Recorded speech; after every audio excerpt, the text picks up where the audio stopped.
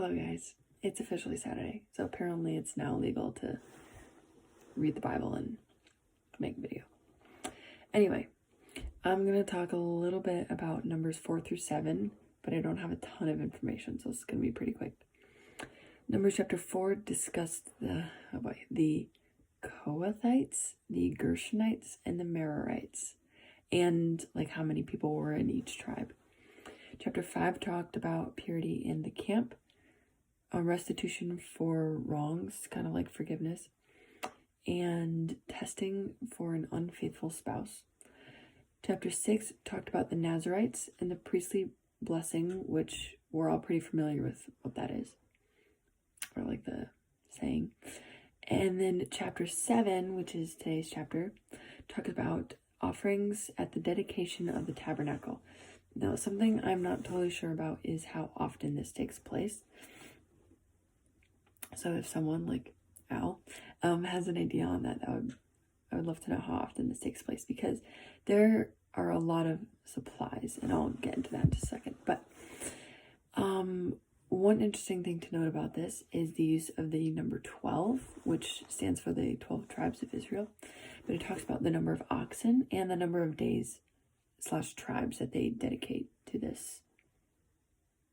I don't know, not a festival, but this dedication. Okay, they also repeated the same information about each tribe. So they repeated that like same paragraph 12 times. And the only semi-logical thing I can come up with for that is, I have two ideas. One,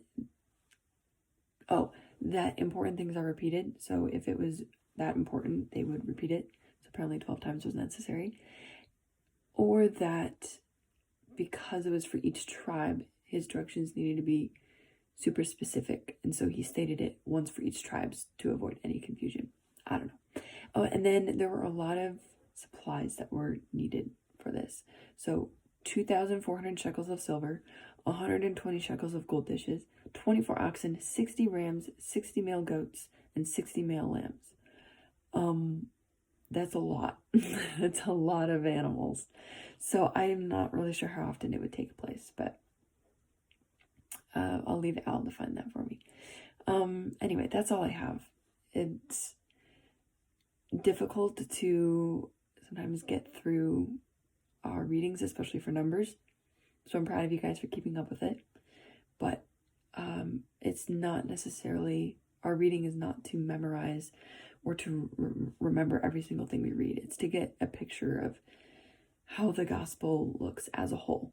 So anyways, it might be difficult to get through it, but we're doing it together, and it's all part of the gospel as a whole. So anyways, just thought I'd throw that in there. But thank you for listening, and have a great weekend.